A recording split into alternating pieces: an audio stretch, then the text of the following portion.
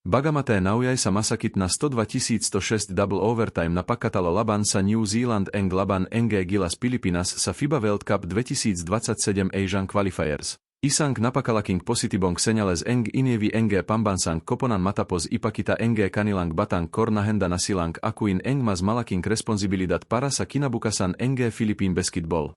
Sa isang gabing hindi naging karanivan englaro enge naturalized star na si Justin Brownlee, lumutang eng husay Nina Kevin Kviambao, Juan Gomez de Liao, et Karol Tamayo, na naging pangunahing dahilan kang bakit naitulak enge Gilas eng Tal Blacks hanggang sa dalawang overtime bago tuluyang kapusin sa dulo.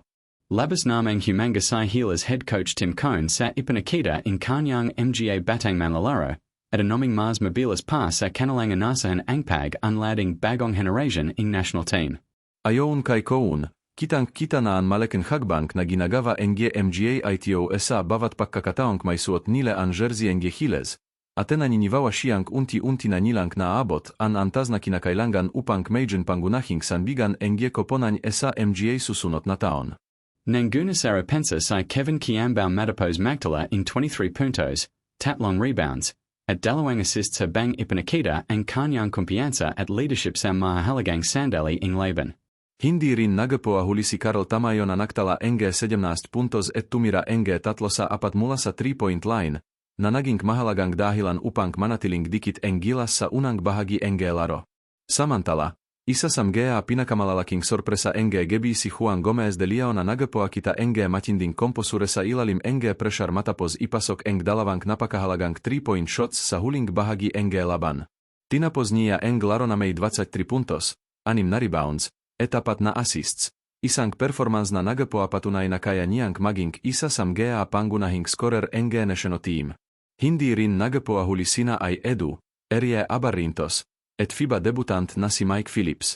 Bagamate nakatanggap ang ilang kritisismo mula sa MKA fans matapos ang laban, naging mahalaga pa rin ang gambag ni Abarintos sa kanang 6 na pantos, 10 assists, at 5 rebounds bilang pangunahing playmaker enge koponan.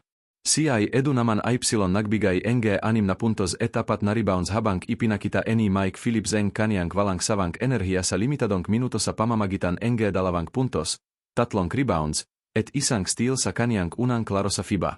Isa rin sa mga pinakaasahang manlalaro enge Gilas si Dwight Ramos na muling nagapoa kita enge kaniyang konsistensi matapos umiskor enge 18 puntos, 4 na rebounds, et 3 assists.